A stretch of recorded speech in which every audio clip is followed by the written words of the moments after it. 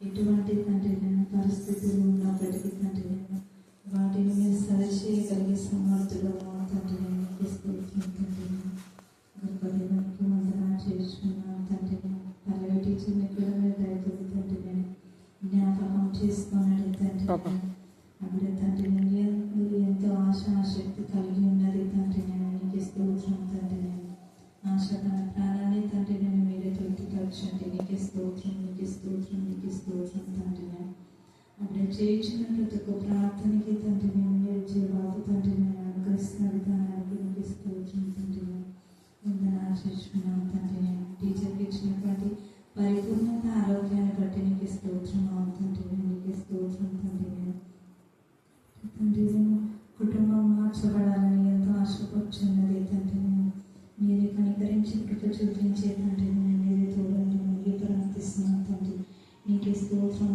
ఆశించుకున్నాను తండ్రి అదేవిధంగా తండ్రి నేను సరైన టీచర్ని కూడా తండ్రి మీరు దయతో జ్ఞాపకం చేసుకోండి తండ్రి నేను చేసిన పరిచర్య అంతట్లో మీరే తోడండి మరియు ప్రార్థిస్తున్నాను తండ్రి మీరు ఇచ్చినటువంటి తండ్రి శక్తిని తండ్రి ఆరోగ్యాన్ని బట్టి తండ్రి నేను నీకు స్తోత్రం తండ్రి నేను నీకే వందనాలు చేర్చుకున్నాను తండ్రి అని ఉన్నప్పటికీ తండ్రి నేను సహకరించకపోయి కూడా ఉంటున్నారు తండ్రి కానీ తండ్రి నేను ఈ యొక్క దశలో అయినప్పటికీ తండ్రి నేను ఎంతో ఆరోగ్యం వచ్చేదా తండ్రి నేను ఎంతో తండ్రి నేను ప్రయాసపడుచుండగా తండ్రి నేను నాకు కావాల్సిన శక్తిని ఆరోగ్యాన్ని మీరు తండ్రి నేను దయతో అనుగ్రహించాలని ప్రార్థిస్తాను నీకు స్తోత్రం తండ్రి నేను నీ బిడ్డ తండ్రి నేను వెళ్ళి ప్రతి చోట తండ్రి నేను మీరే తోడండి అని ప్రార్థిస్తాను నీకు స్తోత్రం తండ్రి చేయించిన ప్రయాణాల్లో కూడా తండ్రి నేను నీ యొక్క దూతలన్నీ కంచె వేసి తండ్రి నేను క్షేమంగా తండ్రి నేను వెళ్ళి వచ్చేటప్పుడు నీ యొక్క కృప చూపించామని ప్రార్థిస్తాను నీకు స్తోత్రం తండ్రి నేను అక్క యొక్క తండ్రి నేను చెల్లెల్ని కూడా మీ దయతో నేను జ్ఞాపకం చేసుకోనండి తండ్రి నేను నీకు స్తోత్రం తండ్రి నేను భర్త కావాల్సిన ఆరోగ్యాన్ని తండ్రి నేను అనుగ్రహించిన విధానానికి నీకే స్తోత్రం తండ్రి ప్రార్థన కూడిక కూడా తండ్రి ఆది అంతం మీరేంటి తండ్రి నేను జరిగించుకున్న విధానానికి నీకే స్తోత్రం నీకే స్తోత్రం నీకే స్తోత్రం తండ్రి నేను అదేవిధంగా తండ్రి నేను ఎగ్జామ్లో తండ్రి నేను ఎంతమంది తండ్రి నేను ప్రిపేర్ అయ్యి తండ్రి నేను చదువుతున్నారో తండ్రి నేను రాయడానికి సిద్ధపడుచున్నారు తండ్రి రాస్తున్నారు తండ్రి నేను ప్రతి ఒక్కరికి తండ్రి నేను మీరే జ్ఞానం మీరే దయచేయమని ప్రార్థిస్తున్నాను తండ్రి నేను ఎటువంటి తండ్రి పరిశుద్ధ బైబిల్ గ్రంథం నుండి అపోస్తుల కార్యములు 9వ అధ్యాయము 1 నుంచి 9 వరకు చదువుకుందాం. సౌలు ఇంకను ప్రభు యొక్క శిష్యులను బెదిరించుటైను హత్య చేయుటైను తన ప్రాణాధారమైనట్టు ప్రధాన యాజకుని యొద్దకు వెళ్ళి ఈ మార్గమందున్న పురుషులనైనను స్త్రీలనైనను కనుగొనిన ఎడల వారిని బంధించి యెరూషలేమునకు తీసుకొని వచ్చుటకు దమస్కులోని సమాజంలో వారికి పత్రికలిమ్మని అడిగాను. అతడు ప్రయాణం చేయుచు దమస్కు దగ్గరికి వచ్చినప్పుడు అకస్మాత్తుగా ఆకాశం నుండి ఒక వెలుగు అతని చుట్టూ ప్రకాశించేది. అప్పుడు అతను నేల మీద పడి సౌలా సౌలా నీవేళ నన్ను హింసించుచున్నావని తనతో ఒక స్వరం పలుకుట వినను. ప్రభువా నీవెవడవని అతడు అడుగగా ఆయన నేను నీవు హింసించుచున్న యేసును, లేచి పట్టణంలోనికి వెళ్ళుము, అక్కడ నీవు ఏం చేయవలనో అది నీకు తెలుపబడునని చెప్పాను. అతనితో ప్రయాణం చేసిన మనుషులు ఆ స్వరము వినిరు గాని ఎవరిని చూడక మౌనులై నిలువబడిరి. సౌలు నేల మీద నుండి లేచి కన్నులు తెరచినను ఏమీ చూడలేకపోయాను గనుక వారతని చేయి పట్టుకుని దమస్కులోనికి నడిపించిరి. అతడు 3 దినములు చూపులేక అన్నపానములేమీ పుచ్చుకొనకూడదు. దేవుడి లేఖన భాగాన్ని దీవించి ఆశీర్వదించుగాక. ఆమేన్. స్తోత్రం స్తోత్రం స్తోత్రం స్తోత్రములమున భూత వర్తమాన భవిష్యత్ కాలంలో సర్వాధికారులు దేవునకు ప్రభు పరిశుద్ధులు పరిశుద్ధులు పరిశుద్ధులు పరిశుద్ధులు పరిశుద్ధులని మానక పొగడబడిన మా గొప్ప తండ్రి మీకే స్తుతి మీకే స్తుతి మీకే స్తుతి మీకే స్తుతి మీకే స్తుతి మీకే స్తుతి మీకే స్తుతి మీకే స్తోత్రములమున కృపగల తండ్రి దయగలనైనా రక్షించు గొప్ప దేవజీవంగల తండ్రి మృత్యుంజయ సర్వం నెరిన సర్వంతర్యామి నిన్న నేను నిరంతరం ఏకరీతిగా ఉన్నటువంటి మా ప్రియ పరలోకపు రాజా మీకే స్తుతి మీకే స్తుతి మీకే స్తుతి మీకే స్తుతి మీకే స్తోత్రములైనా నీ సన్నిధానంలోకి మా అందరినీ నడిపించుకున్న కృపను బట్టి మీకే స్తుతి మీకే స్తుతి మీకే స్తోత్రములైనా నా ప్రభు నా తండ్రి మనలాగే తండ్రి శ్రజ ఆదివారం రోజు తండ్రి మట్టల ఆదివారం రోజు మీరే తోడుని మమ్మల్ని నడిపించండి తండ్రి. ప్రభా ఎలాగైనా మా వాక్యం వెంటకు వేగమైన లేచి వచ్చేటకు కృపాస్థానం దయచిన తండ్రి. మీకే స్తుతి మీకే స్తుతి మీకే స్తుతి మీకే స్తుతి మీకే స్తోత్రములు. నైనా గుడ్ ఫ్రైడే రోజులు కూడా మీరే జ్ఞాపకం ఉంచుకుని తండ్రి. మీకే స్తుతి మీకే స్తుతి మీకే స్తుతి మీకే స్తోత్రములు. 7 మాటలు మాట్లాడే బిడ్డల గురించి కూడా మీరే జ్ఞాపకం చేసుకుని తండ్రి. మీకే స్తుతి మీకే స్తుతి మీకే స్తోత్రములు. ప్రతి ఒక్క బిడ్డ అంశంలో మీరే తోడుని నడిపించి మీరే వారితో ఉండి పూరగా ఉండి మాట్లాడండి తండ్రి. మీకే స్తుతి మీకే స్తోత్రం. ప్రభు ప్రతి వాక్యం ప్రతి వచనం ప్రభు నీకు భయంకరంగా చెబుటకు నా తండ్రి మీరే వారిలో ఉండి మాతో మాట్లాడండి తండ్రి. మీకే స్తుతి మీకే స్తుతి మీకే స్తుతి మీకే స్తోత్రములు. మరి లాగే తండ్రి శ్రజ పల్లవక్కని జ్ఞాపకం చేసుకుని తండ్రి. అప్డేట్ ఏంది నిమిత్తం రాలేకపోతుందో కన్నా ప్రభు నీవే ఆమెను నడిపించి తండ్రి. మీకే స్తుతి మీకే స్తుతి మీకే స్తోత్రములు. డాక్టర్ భావనక్కని కూడా జ్ఞాపకం చేసుకుని తండ్రి. మీకే స్తుతి మీకే స్తుతి మీకే స్తోత్రములు. ప్రభా మనలాగే తండ్రి శ్రజ ఎంతమంది పేరు రిక్వెస్ట్లు ఇచ్చి ఉంటున్నారో వారందరినీ జ్ఞాపకం చేసుకుని తండ్రి. మీకే స్తుతి మీకే స్తుతి మీకే స్తోత్రములు. ప్రభా టీచర్ గారు వారి తండ్రి చెల్లెల భర్తలను జ్ఞాపకం చేసుకోండి. వారందరినీ తండ్రి బంధుమిత్రులను స్నేహితురాలను ప్రభా వారి కుటుంబీకులను అందరినీ జ్ఞాపకం చేసుకుని తండ్రి. ఇంకా బహుమ బలంగా ఇంకా వాడుకున్నాం తండ్రి. ప్రభా మీరు ఇంకనూ పరలోకపు తండ్రి మీ కృపా ప్రేమ ఆదేశ బట్టి ప్రశస్తమైన మీ సన్నిధానమునకు వధింపబడిన గొర్రెపిల్ల రక్తానికి ఎంతో స్తుతించడం కూడా తక్కువే. మరి ప్రత్యేక రీతిలో ఈ సమయం అంతా మా ప్రభ నా తండ్రి జాషువా జాక్ మా తండ్రి టోనీని మీరు కనికరించి మీ జ్ఞానాత్మతో నింపి దేవ బిడ్డకు నా తండ్రి మీకు సమర్పించుకొని నీకు మహిమకరమైన సేవ చేయడానికి, అలాగనే దేవ నా ప్రభ నా తండ్రి చేతికి వచ్చిన ఏ పనినను ఏ కష్టమైన చేసినా లాభమే కలుగునని సెలవిచ్చిన విధానంలో అనేక మంది యవన బిడ్డలు దేవ ఉద్యోగాల్లాగా ఎంతో సఫర్ అవుతూ ఏదో ఒక పని చేయాలని ఇష్టపడుతున్నారు. అలా వారు చేసే పనిని మీరు ఆస్వాదించి వారి కష్టంకి తగిన ఫలితాన్ని దయచేయండి ప్రభా. దేవ బిడ్డలు కనికరించండి ప్రభా. యవన బిడ్డలు పడిపోకుండా కృప దయచేయండి. వారు యవన జీవితం మీకు సమర్పించినప్పుడు మీరు సమృద్ధైన జీవితం మీరు దయచమని ప్రార్థిస్తున్నాం ఆయన. దేవ కనికరించండి కనికరించండి కనికరించండి కనికరించండి కనికరించండి. నిరుద్యోగ సమస్త అందరి కృంగిపోయిన బిడ్డలందరికీ కూడా దేవ పని చేయడానికి మీరు సహాయం దయచండి. ద్రాక్ష తోట దగ్గర మౌనంగా ఎవరు మమ్మల్ని కూలికి పిలవలేదు అన్నప్పుడు వారిని మీరు పిలిచిన తండ్రి దేవ వారి కష్టంలకు తగిన ఫలితాన్ని మీరు ఇచ్చారు. మీరు ఎంత కనికరం వల్ల తండ్రి ప్రభా. నీ మహా కనికరం బట్టి మీ సన్నిధిలో ప్రార్థిస్తున్నాం దేవా. నీ నామం పేద ప్రార్థించే వాళ్ళు నీ కోసమే సమర్పించుకున్న బిడ్డలు ఎవరు కూడా దేవ ఆర్థిక సమస్యలతో సఫర్ కాకుండా మీ కృపా దయచమని ప్రార్థిస్తున్నాం. సమృద్ధిని బిడ్డలకు మీరు దయచమని ప్రార్థిస్తున్నాం. సమస్త జ్ఞానం మించిన దేవుని సమాధానం దయచమని ప్రార్థిస్తున్నాం. మీరు సమాధానానికి కర్త ప్రభా. అల్లరికి కర్తగా తండ్రి దేవ అనేక చోట్ల వాక్య పరిచయం చేస్తుంటే అల్లరి చేస్తున్నారైతే వాటి నుంచి విడిపించమని ప్రార్థిస్తున్నాం దేవా. నిన్ను స్తుతించే విధానం అయితే నేర్పించమని ప్రార్థిస్తున్నాం. ఆత్మతో సత్యంతో ఆరాధించడానికి మీ కృప దయచమని ప్రార్థిస్తున్నాం. ఎంతవరకు బిడ్డలు ఆత్మతో సత్యంతో నేను ఆరాధించడానికి మీరు నేర్పించేందుకు మేము స్తుతిస్తున్నాం దేవా. ప్రతి ప్రార్థన ధూపమై మీ సన్నిధిలో చేరిన విధానం బట్టి మేము స్తుతిస్తున్నాం. చేస్తారు. ఇక్కడ సౌలు అనుకున్నాడు నేను దేవునికి సేవ చేస్తున్నాంలే తాను అనుకున్నాడు. తన వే ఆఫ్ థింకింగ్ ఏంటంటే నేను చేసేది చాలా మంచి పని అని. అందుకనే సామెతల్లో మనం చూసినట్లయితే ఒకరి ఎదుట సరైనదిగా కనపడే మార్గం కలదు 16వ అధ్యాయంలో ఉన్నది.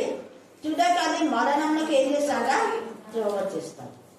మీకు తెలుసు కదా, చెప్పండి మళ్ళీ. ఒకరి ఎదుట సరి అయినదిగా కనపడే మార్గము కలదు కానీ తుదకది మరణంకు త్రోవ తీయును. చూసినారా ఉందా? ఒకని మార్గం వారి వచనం చెప్పాలి. 25 వచ్చిన చదవండి. ఒకని మార్గం వారి దృష్టికి యథార్థంగా కనబడును అయినను తుదకు అది మరణంకు సరైనదిగా లేదా యథార్థంగా నేను యథార్థంగా నడుస్తున్నా, నేను చాలా మంచిగున్నా, నేను చేసే సేవ చాలా బాగుంది, నేను చప్పట్లు కొట్టడం, నేను ఆరాధించడం చాలా దేవునికి ఇష్టం అని ఆరాధన చేసే వాళ్ళు అనుకుంటున్నారు. నేను బాగా గట్టిగా డ్రమ్స్ ప్లే చేస్తున్నా, కానీ ఇక్కడ చేసి మళ్ళా బయట పోయి నీచమైన పనులు చేయడం ద్వారా దేవుని మనం హింసించిన వారు. యేసయ్యను అప్పుడెప్పుడో శిలువ వేశారని మనం ఆ శిలువ గురించి ఎంతగానో బాధపడి 50 రోజులు, 40 రోజులు, 21 రోజులు, కొంతమంది 3 రోజులు, కొంతమంది 7 రోజులు, కొంతమంది 100 రోజులు ఇలాగా శిలువ ధ్యాన కూటాలు ఏర్పాటు చేసుకొని ప్రార్థించమన్నప్పుడు యేసయ్య శిలువ గుర్తు చేసుకున్నప్పుడంతా భయంకరంగా ఏం చేసి ప్రార్థిస్తుంటారు, అయ్యో దేవా ఎంత ఘోరమైన శిలువ అని. కానీ నిజంగా ఆ ఏడ్పు అది నిజమైందా అని మనం చూస్తే యేసయ్య అంటాడు, ఎందుకు మీరు వేషధారుగా ఉన్నారు? ఇక్కడ సంఘంలో ఏడుస్తారు, బయట పోయి దేవుని ఏడిపించే పనులు చేస్తున్నారు. అప్పుడెప్పుడో అన్నవారు యూదా వారు చెలవేసి యేసయ్యని బాధ పెట్టడం కాదు, అప్పుడెప్పుడో ఇస్కరియోతు యూదా యేసయ్యని అప్పగింపడం కాదు. ప్రజెంట్ పరిస్థితిలో మనమే మన యొక్క జీవితంలో మన యొక్క చేతల ద్వారా, మన నడక ద్వారా, మన దుష్ట క్రియల ద్వారా దేవునికి విరోధమైన నీచమైన పాప పనులు చేయడం ద్వారా ఆయన బాధ పెడుతున్నాం. నీకు అది సరైన నువ్వు అనుకుంటున్నావు, కానీ దేవుడు అంటున్నాడు అది సరైన మార్గం కాదంటున్నాడు. ఇక్కడ సౌలు కూడా తన సరైన మార్గంలో ఉన్నాడు. ఏకంగా ధర్మశాస్త్రం జరిగిన ప్రధాన యాజకులు సపోర్ట్ చేస్తున్నారు. చూసారా, ప్రధాన యాజకులు కూడా తమ మార్గం మీద తమకే తెలియలేని పరిస్థితిలో ఉన్నారు. అయోమయ పరిస్థితి, ఏం చేస్తున్నారో వాళ్ళకే తెలియదు. ఇక ప్రధాన యాజకులు అయిన వాళ్ళు ప్రజలను రక్షించేవాళ్ళు, భక్షించేవాళ్ళు. ప్రధాన యాజకులైన వాళ్ళు ప్రజలను రక్షించేవాళ్ళ, భక్షించేవాళ్ళు. గట్టిగా యాక్చువల్ గా రక్షించడానికే దేవుడు ఏర్పాటు చేసుకున్నాడు. కానీ వాడేం చేస్తున్నారు, భక్ష్య కాలకులు అయిపోతున్నారు, ప్రజలను పీడిస్తున్నారు, ప్రజలను బాధ పెడుతున్నారు. తమ యొక్క స్వార్థం కోసం, తమ యొక్క ఇష్టానుసారంగా ప్రవర్తించడం కోసం యేసయ్యను మరలా వాళ్ళ క్రియల ద్వారా శిలువ వేస్తున్నారు. ఇక్కడ సౌలు ఎవరి పర్మిషన్ తీసుకున్నాడు ఇలా చేయడానికి? చదివినాం కదా, అందరు గట్టి చెప్పాలా?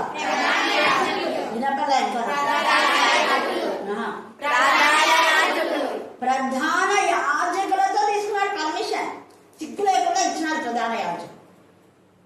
మరి ఏం పర్మిషన్ తీసుకున్నాడు అంటే చూడండి, అక్కడ ఏం పర్మిషన్ అంట, హత్య చేయుటను అంట. ఎంత బాగా గొర్రెను కాలంటే కాపురాలు అంటే గొర్రెను చంపేస్తాం, వాళ్ళు వాక్యం చెప్పకూడదు, వాళ్ళ ప్రార్థన చెప్పకూడదు, చేయకూడదు. మేమే వాక్యం చెప్పాలా, మేమే ప్రార్థన చేయాలి. అంటే బైబిల్ స్టడీ ద్వారా ఈ రోజు మనం ఇది ధ్యానం చేస్తున్నామంటే ఇప్పుడు పరిస్థితిలో చాలా మంది దైవజనులు ఇలాగ ఉన్నారు అని అర్థమవుతుంది. ఏ సార్లు గట్టి చెప్పండి, జరుగుతున్న పరిస్థితులే, అందుకే గొడవ. కాపర్లైన వాళ్ళు సరైన విధానంలో న్యాయం తీర్చడం లేదు, పక్షపాత ధోరణిలో ఉన్నారు, ఒక్కొక్కరిని ఒక విధానంగా చూస్తున్నారు. అదే హత్య చేయడం అంటే.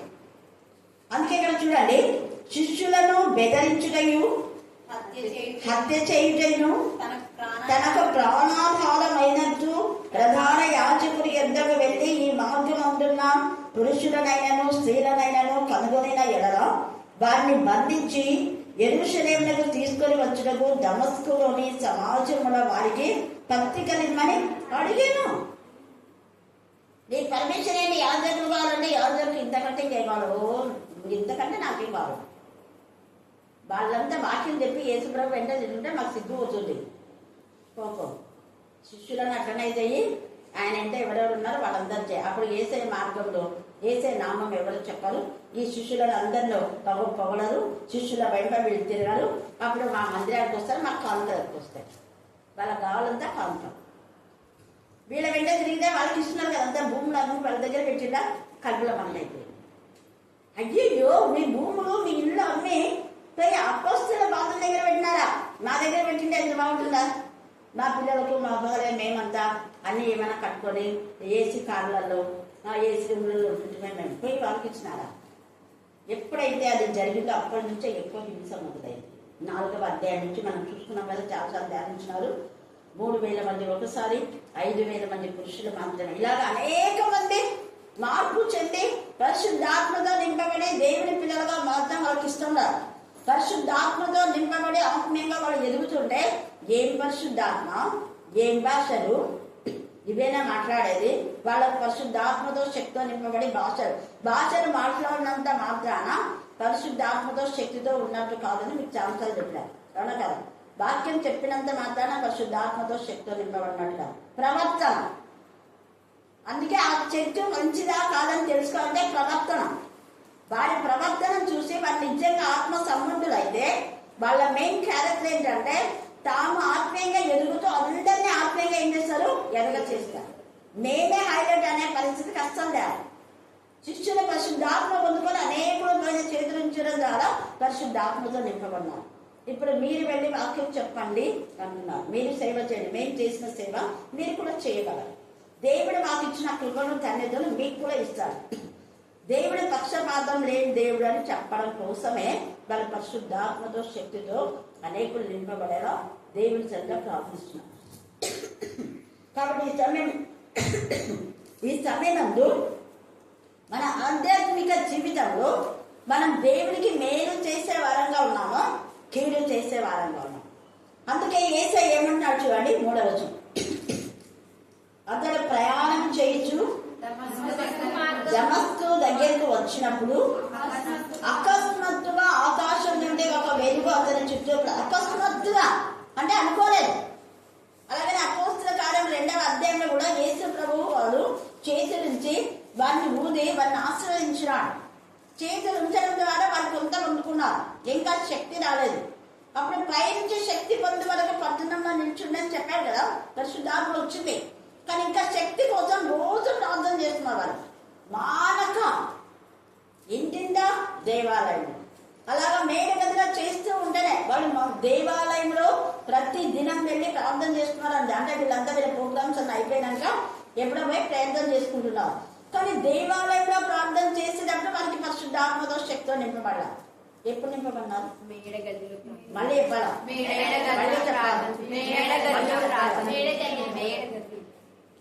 అది మేడ గదిలో.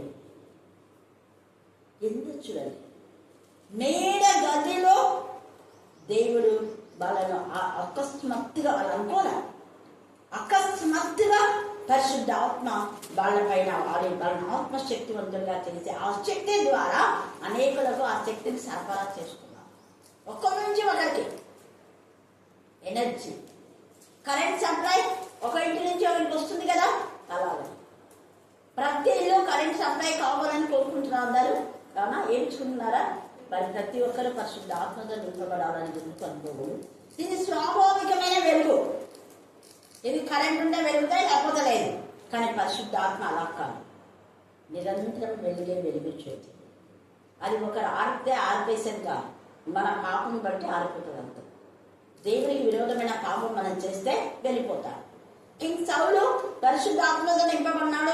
దేవునికి విరోధమైన ఆలోచన కలిగి ఉన్నాడు. అందుకనే పరిశుద్ధాత్మకు నచ్చలేదు, వదిలేసి వెళ్ళిపోయినాడు. సౌలు హృదయంలో ఉన్న పరిశుద్ధాత్మ పోతేనే ఎవరు చోటు చేసుకున్నారు? గట్టిగా చెప్పాలి. చిన్న చిన్న చెప్తారు ఎందుకు మీరు? గట్టి చెప్పండి. దురాత్మ చోటు చేసుకుంది. ఈ సమయం నుండి ఒకవేళ పరిశుద్ధాత్మ పోయి దురాత్మలు ఏమైనా ఉన్నాయో మనం ఆత్మ పరిశీలన చేసుకోవాలి. దాని అర్థం ఏంటంటే, ఒకప్పుడు నేను వెళ్ళినప్పుడు చెప్పాను, ఒకప్పుడు ఉన్న ఆత్మలు దేవుడు చేసిన మేళను బట్టి ఎంతగానో ఇక్కడ కావాలి దేవుని స్తుతించినారు. ఇప్పుడు వాళ్ళ హృదయంలో దురాత్మలు చోటు చేసుకున్నాయి. వాళ్ళ ఇళ్లలో కూడా దురాత్మలు చోటు చేసుకున్నాయి. కాబట్టి ఆ విషయాన్ని కొన్ని జంతువులు కూడా తెలిసిపోతుంది. మా కుక్క ఈరోజు ఎంత గట్టిగా వచ్చింది. ఏం కృష్ణమేనే అన్నా కాదు, ఎందుకు వచ్చింది చెప్పు.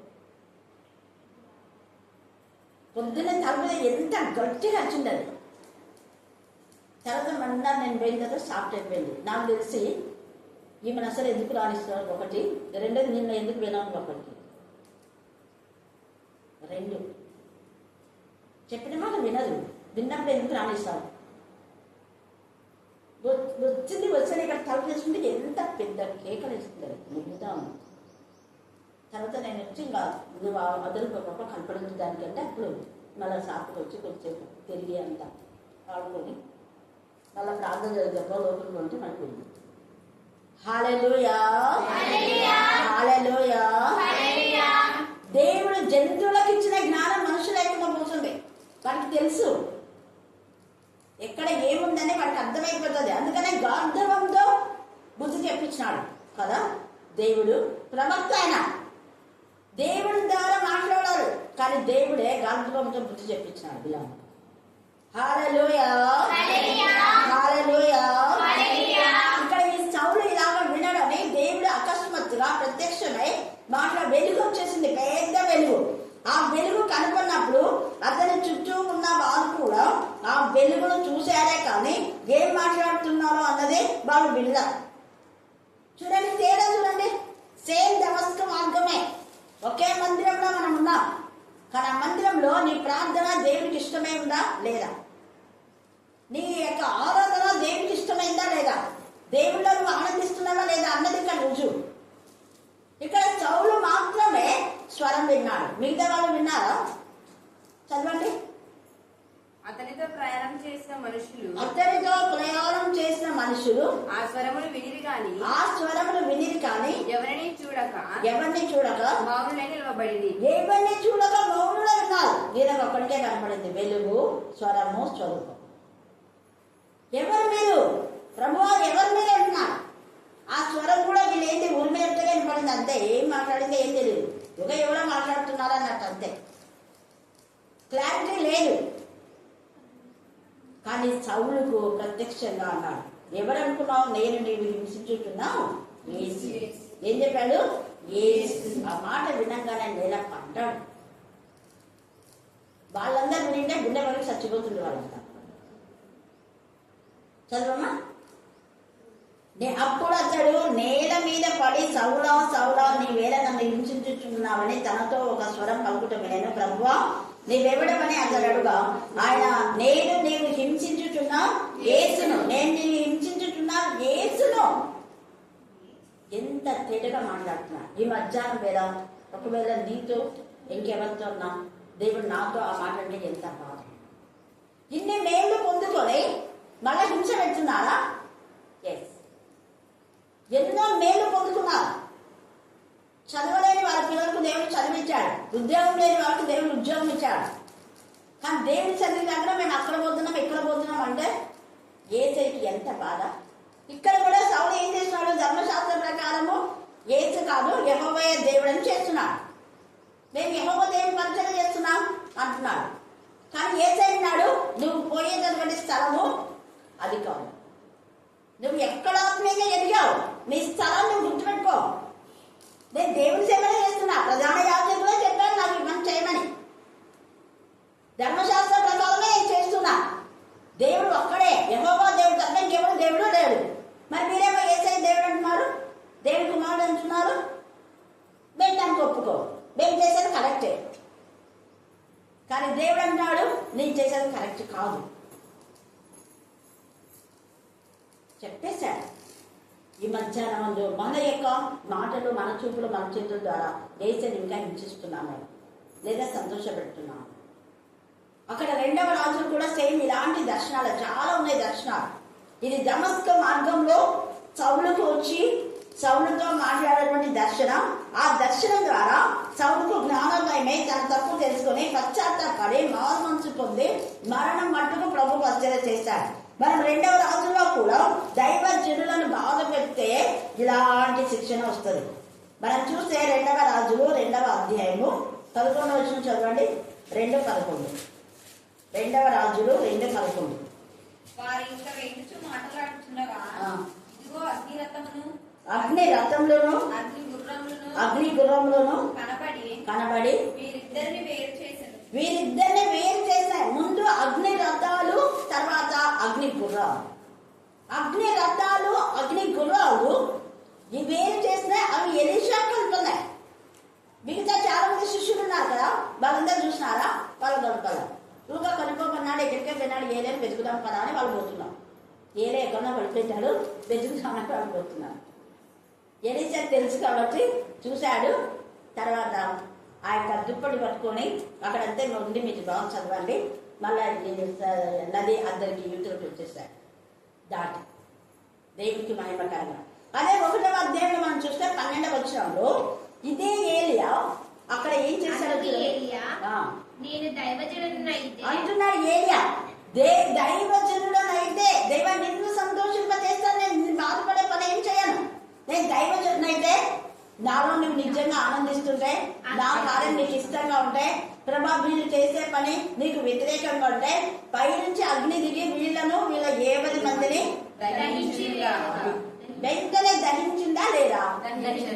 అంటే దాని అర్థం ఏంది? వాళ్ళంతా దేవుని బాధ పెట్టున్నారు కదా. దేవుని కుమారుని బాధ పెట్టినా దేవుని బాధ పెట్టినా ఒకటే. ఇక్కడ ఏలియాను బాధ పెట్టడం కోసం పోయి పిలుచుకురాకుంటున్నాడు. ఎంత గర్వం! రాజు అయితే ఏంటి, ఎవరైతే ఏంటి, విధేయత అన్నది లేదు.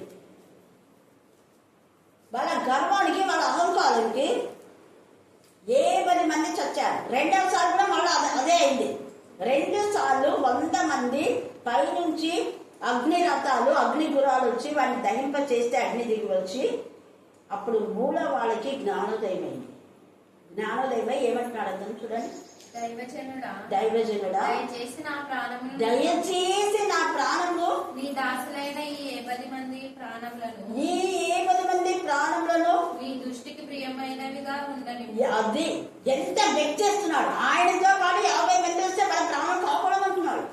నీ దృష్టికి, దేవుని దృష్టికి ప్రియంగా ఉంటే కాపాడతా, దేవుని దృష్టికి విరోధంగా ఉంటే ఉంటాం. గుర్తుపెట్టుకో, నీ దృష్టికి అంటే దేవుని దృష్టికి. అది విధేయత అంటే. గర్వంతో మాట్లాడటం లేదు, గర్వంతో రెస్పాన్స్ ఇవ్వడం లేదు. నువ్వేంది వాళ్ళని చంపేస్తావా, నీ కథ ఏంది, అది మనమైతే అంటాం, లేదా ఇంకోటి ఏదన్నా అంటావు, పెట్టాను నోరు తెచ్చి. ఎంత ప్లీజింగ్గా నేను చేసింది తప్పే అన్నట్టుగా, క్షమాపణ కోరుకున్నట్టుగా ప్లీజింగ్గా, దయచేసి నీకు ఇష్టమైతే, నీ దృష్టికి ప్రేమగా ఉంటే వాళ్ళని కాపాడు. వెంటనే అక్కడ ఇశ్రాయేలు రాజు కూడా ఉన్నాడు. వాళ్ళని కాపాడి తర్వాత జరిగింది ఏమిటంటే, వాళ్ళందరూ తీసుకొని పోతారు. వీళ్ళ కళ్ళు తెరువు అంటే తెరుస్తాడు, వాళ్ళ కళ్ళు ముయ్యి అంటే ముస్తాడు. 6వ అధ్యాయంలో కూడా ఉంది, చదవండి. 6వ అధ్యాయంలో 6వ అధ్యాయము 8వ వచనం. సిరియా రాజు ఇశ్రాయేలు రాజు మీదకి యుద్ధం చేయడానికి పంపిస్తాడు. సేవకులతో ఆలోచన చేసి ఫలాని స్థలమందు మన దండపేట ఉంటుందని చెప్పాను.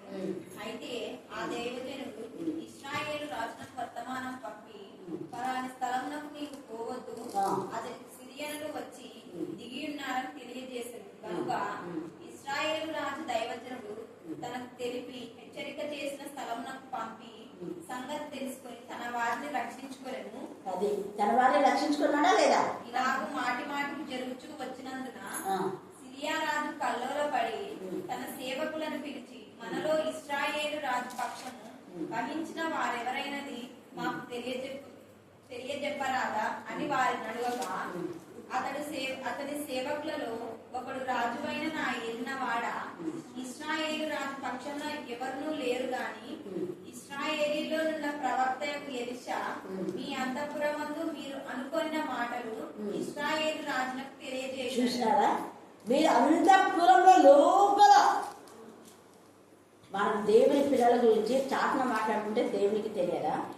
అంతఃపురంలో వాళ్ళ ఊరు వేరే, వీళ్ళ ఊరు వేరే. అంతఃపురంలో వీళ్ళు మాట్లాడుకునేదంతా ప్రవక్తకు తెలిసింది కాబట్టి ఇశ్రాయేలు రాజుకు చెప్పారు. అందుకని తర్వాత జరిగింది ఏంటి చెప్పండి. యెహోవా వీడు చూచినట్లు దయచేసి వీని కళ్ళను తెరువమని ఎలీషా ప్రార్థన చేయగా యెహోవా ఆ పనివాని కళ్ళను తెరవ చేసిన కనుక వాడు ఎలీషా చుట్టూను పర్వతము అగ్ని గుర్రముల అక్కడ ఆ ఎలీషా ఉన్నాడా, ఆయన ఏమైనా చేద్దామని అనుకుని పెద్ద సైన్యంగా మూకుమ్మడిగా సిరియన్లంతా వస్తా ఉంటే, కానీ వాడు అయ్యగారు మీరు అక్కడ ఇశ్రాయేలు రాజుకి ఇలాగ ఇన్ఫర్మేషన్ చెప్పారని వాళ్ళంతా వచ్చి మనల్ని ఏమో చేయడానికి వస్తున్నారు అయ్యగారు అంటే కూడా ఏం భయపడదు. ఫస్ట్ ఏమంటున్నాడు, భయపడదు. ఈ సమయమందు పునరుద్ధారణ యేసయ్య, తిరువలో వేలాడుతున్న యేసయ్య, తన శరీరాన్ని పరంగా మన కోసమే అర్పించిన యేసయ్య, రక్తమంతా కార్చిన యేసయ్య, గెత్సేమైన తోటలో ఆయన ప్రార్థన చేస్తుంటే చెమట రక్త బిందుగా మారినంతగా ఆతృతంగా ప్రార్థన చేశాడు. మరి మనకెంత ఆతృతంగా ఉంది? ఎందుకంత ఆతృతంగా యేసయ్య చేశాడంటే అపవాది మనం టార్గెట్ చేయకూడదని. అపవాది మనం బాధ పెట్టకూడదని, అపవాది మనం నాశనం చేయకూడదని ఆతృతంతో ప్రార్థన చేస్తున్నాను, నీకోసం నా కోసం. మరి మనకు ఆతృత ఉందా? ఎప్పుడెప్పుడు దేవుని సన్నిధికి పోవాలి, ఎప్పుడెప్పుడు సినిమా ధ్యానంలో ఉండాలి, ఎప్పుడు వాక్యం కొత్త విషయాలు తెలుసుకోవాలి. ఆతృత ఉందా మనకు? ఆతృతంగా లూకా 22లో ఉంది, తర్వాత మీరు చదువుకోండి. ఆతృతంగా ఆయన ఎంత ఆతృతంగానో ప్రార్థన చేస్తే చెమట రక్త బిందువు పందులా మారిపోయింది. 22:44. ఇక్కడ కూడా దైవజనుడు నీ చుట్టూ ఎంత పెద్ద సైన్యం వస్తుందనేసరికి పనివాడి కళ్ళు తెరవమంటే తెరిచాడు, చూశాడు. ఏలియా చుట్టూ, పనివాడి చుట్టూ అగ్ని రథాలు, అగ్ని గుర్రాలు, అగ్ని రథాలు, అగ్ని గుర్రాలు. షాక్ అయిపోయినాడు పనివాడు.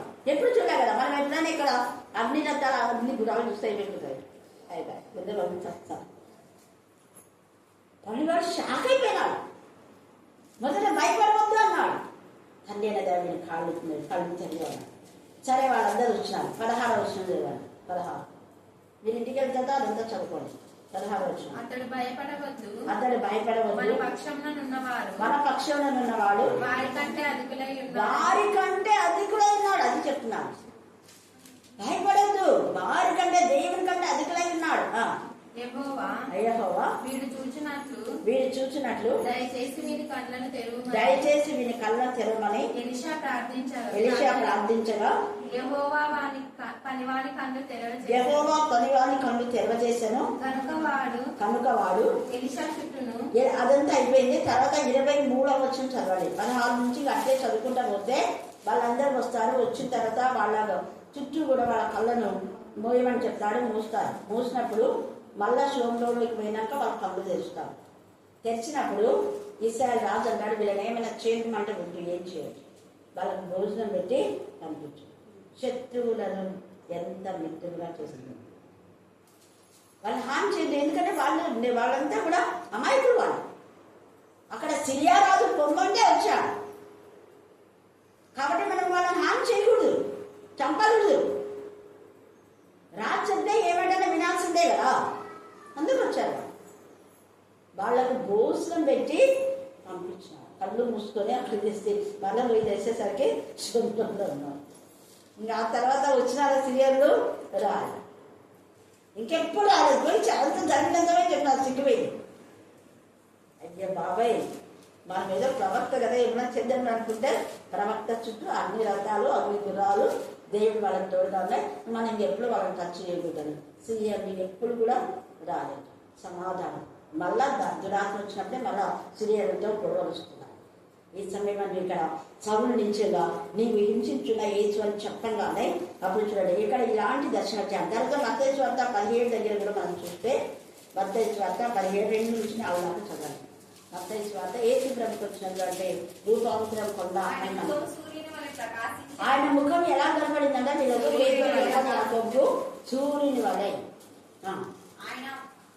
సూర్యుని వలె అంటే ప్రకటనలో మనం చూస్తాం యేసయ్య యొక్క స్వరూప దర్శనం కదా ప్రకటనలో. ఆయన వస్త్రం ఎలాగుందంట? హిమం వలె తెల్లగైపోయినాయంట.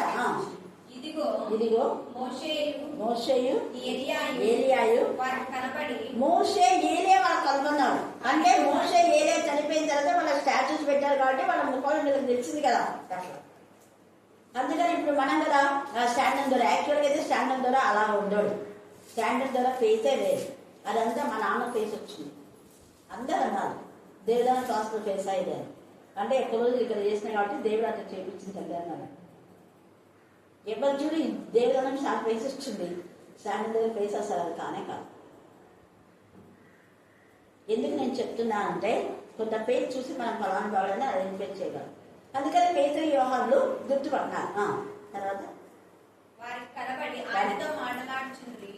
అప్పుడు పేతురు, ప్రభువా మనం ఇక్కడ ఉండటం మంచిది కాదు. మాట్లాడుచుంటే మాటల మీదకి ఏమి వినపడా. యేసయ్య వాళ్ళతో మాట్లాడుతున్నాడు అంతే. వీళ్ళ ఊహ చూశారు అంతే. అలాగా మనం ఇక్కడ ఉండటం మంచిది అన్నాడు కదా ముందులేమంటాం. మనం ఇక్కడ అవివేకంగా మనుషుల ఆత్మతో మాట్లాడినాడు, గర్దించాడు యేసయ్య. దర్శనం అక్కడ కూడా రూపాంతరం కొండపైన దర్శనం. ఇక్కడ సౌలు కలిగిన ఈ దర్శనంలో అప్పుడంతా అంటాడు కదా, లేచి పట్టణంలోకి వెళ్ళము, అక్కడ నీవు ఏమి చేయవలనో అది నీకు తెలియబడిననే చెప్పాను. ఇక్కడ ఇంత చేసిన యేసయ్య ఇంకా చెప్పొచ్చు కదా, చెప్పాలి. అక్కడ మళ్ళీ అక్కడ చెప్పేటంటే ప్రవక్త ఉన్నారు. ఆ ప్రవక్తకు నువ్వు ఇదేదో చూపించాలి. అది యేసయ్య మార్గాలు ఇలాగనే ఉంటాయి. ఎంత చెప్పాలో అంతే చెప్తారు. మిగతాది ఎవరి ద్వారా వాడవాలో వారి ద్వారా వాడబడతారు. చనిపోయే వరకు కృతజ్ఞులై ఉన్నాడు అననీయ ప్రవక్తను బట్టి. కానీ మనలో ఎన్ని మేలు పొందుతుంటారు.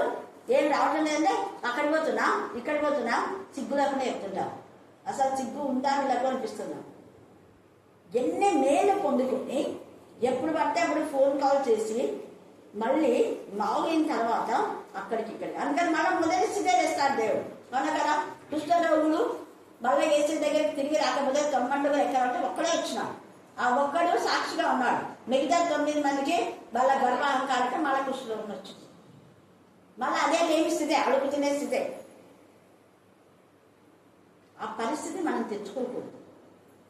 విశ్వాసఘాతకు కావుడు. హోషేలంతా అదే కదా, విశ్వాసఘాతకం పనులు.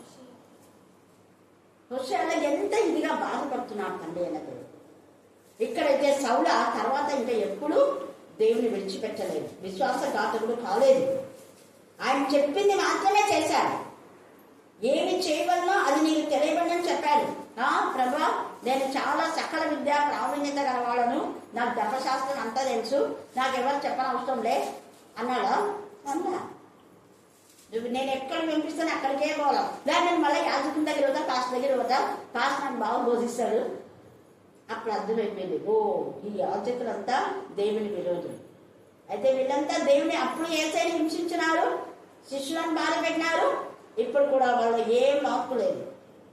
వాళ్ళ భక్తులంతా ఇదే బాధ పెట్టే బ్రతుకులేనేమో అనుకున్నాడు. అర్థమైపోయింది. ఇప్పుడు ఏం చేస్తున్నారు చూడండి. అతనితో ప్రయాణం చేసిన మనుషులు ఆ స్వరం వినేది కానీ ఎవరిని చూడక మౌనులై ఉండేది. సౌలు నేల మీద నుండి లేచి కన్నులు తెరిచినను ఏమీ చూడలేకపోయాను. ఆ వెలుగు కన్నులు మస్కలు బారినాయి. తర్వాత పొరల వంటి వెంటే పాప పొరలు, గర్వం, అహంకారం, ద్వేషం, కక్ష, ఈర్ష, పగ, అవిధేయత, కామాతురత, వ్యామోహము, ధన పిచాచి, ధనదాహము, ఇంకా ఏమేమి ఉన్నాయో పాపము, దాహాలు అన్ని పొరలు. అవన్నీ తీసేసుకోవాలి. తీసేసుకుంటే వాడబడతాం. కుండలు ఖాళీ చేస్తే అద్భుతం జరుగుతాయి. ఆ 2వ రాజుల్లో ఖాళీ కుండలు తీసుకొని రమ్మని చెప్పినారు కదా ప్రవక్త. అంటే ఖాళీ కుండలు తెచ్చేటప్పుడు శుభ్రం చేసి ఇస్తారు. అవునా కాదు? మనం వంట వండాలంటే ఆ పాత్రను తీసేసి దాన్ని తోమి అప్పుడు ఖాళీ చేస్తాం. అలాగనే చాలా మంది ఎరువు అడిగినప్పుడు అయ్యో గింజలు ఉన్నాయి బాబు, చెత్త ఉంది, చెత్త చెదారం అంత ఉందంటే అవన్నీ తీసేసి శుభ్రం చేసి పడుకుంటారు. శుభ్రం చేయబడిన కుండలు నింపబడినాయి. ఈ మధ్యాహ్న కాలంలో నీ హృదయం శుద్ధి చేయబడితే పరిశుద్ధ ఆత్మతో శక్తి నింపుతాడు. నూనె పరిశుద్ధ ఆత్మకు గుర్తు, నూనె అభిషేకానికి గుర్తు, నూనె ఆనంద జీవితానికి గుర్తు, నూనె సంతోషానికి గుర్తు, సమాధానానికి గుర్తు, సమృద్ధికి గుర్తు, స్వస్థత గుర్తు, బాధకు గాయాలు మాన్పేదానికి గుర్తు. ఆమె హృదయం అంతా గాయపరచబడింది. పగిలి నా హృదయం, నలిగిపోయిన హృదయం దేవుడు ఆనందాన్ని కలుగజేస్తాడు. జెఫన్యా 3వ అధ్యాయం 17వ వచనంలో అక్కడ దేవుడు మనలో ఆనందిస్తే మనకు ఆనందం. దేవుడు మనలో ఆనందిస్తున్నాడా లేదా? నీ దేవుడైన యెహోవా నీ మధ్య ఉన్నాడు. ఆయన శక్తిమంతుడు. ఆయన మిమ్మల్ని రక్షించును. ఆయన బహు ఆనందంతో ఎలాగంట? బహు ఆనందంతో నీ యందు సంతోషించును. నీ యందు తనకున్న ప్రేమను బట్టి శాంతం వహించి నీ అందరి సంతోషం చేత ఆయన హర్షించును. అది నీ అందరి సంతోషం చేత దేవుడు హర్షించే పని మనం చేస్తున్నామా? బాధ పెట్టే పని చేస్తున్నాం. దైవజనుని బాధ పెట్టినందుకు వాళ్ళ బ్రతుకులు ఏమైపోయినాయి? 100 మంది చచ్చిపోయినారు.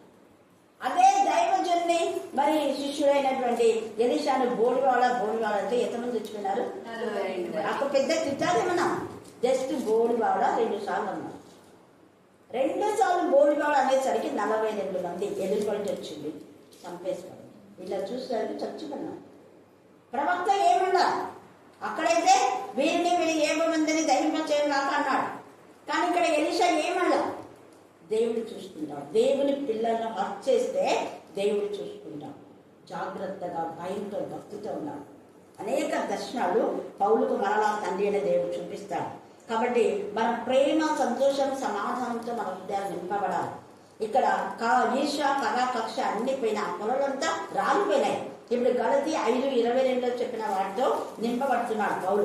ఆ తర్వాత మళ్ళీ అననీయ ప్రవక్త దగ్గరికి పోయినప్పుడు ఏం జరుగుతుందో అక్కడంతా మళ్ళా తర్వాత మనం చూస్తాము. దేవుడు ఈ లేఖన భాగాన్ని దీవించి ఆశీర్వదించుగాక. ఆమేన్, ఆమేన్, ఆమేన్. చివరి ప్రార్థన మన మధ్యలో ఉన్న సహోదరిమణి ప్రార్థన చేసింది. ఆ తర్వాత 5 నిమిషాలు. మీకే స్తోత్రం, మీకే స్తోత్రం, మీకే స్తోత్రం, మీకే స్తోత్రం, మీకే స్తోత్రం నాయన. అడిగిన వాటికంటే, ఊహించిన వాటికంటే అధికమైన మేలు కలుగ చేసిన తండ్రి, నీకు ఏమి ఇచ్చినా కూడా నేను తీర్చుకోలేము నాయన. నీకే స్తోత్రం, మీకే స్తోత్రం, మీకే స్తోత్రం, మీకే స్తోత్రం, మీకే స్తోత్రం, మీకే స్తోత్రం నాయన. మా హృదయాలు, మా తలంపులు, మా నడవడికలు నాయన ఎలా ఉన్నాయో నాయన మేము పరిశీలించుకుంటున్నాం ప్రభా. నీ యొక్క వాక్యానుసారంగా జీవించే కృప ప్రతి ఒక్క బిడ్డకు దయచేయమని ప్రార్థిస్తున్నాం ఆయన. నీకే స్తోత్రం, మీకే స్తోత్రం, మీకే స్తోత్రం, మీకే స్తోత్రం నాయన. ఏ బిడ్డ ఏ అవసరతతో నైనా కోరుచుందో ప్రభా నా తండ్రి, అటు బిడ్డనైనా నైనా ప్రతి ప్రార్థనకు జవాబిచ్చే తండ్రిగా మీరున్నారు ప్రభా. నీకే స్తోత్రం, మీకే స్తోత్రం, మీకే స్తోత్రం నాయన. మా కోసం నా తండ్రి, మా పిల్లల కోసం ఏడుడి అన్నా నాయన. నీకే స్తోత్రం, మీకే స్తోత్రం నాయన, మీకే స్తోత్రం. మా కోసం, మా పిల్లల కోసం మేము ప్రయత్నించాలన్నా తండ్రి దేవా. మా ప్రార్థన ఆలకించి మాకు అంగీకరించమని ప్రార్థిస్తున్నాం దేవా. నీకే స్తోత్రం, మీకే స్తోత్రం, మీకే స్తోత్రం నాయన. నేను నీకే వందనములు, స్తుతులు, స్తోత్రాలు చెల్లించుకొచ్చున్నాం. ఇక్కడ కూడి నీ నామస్మరిస్తూ ఉంటానని సెలవిచ్చిన దేవా.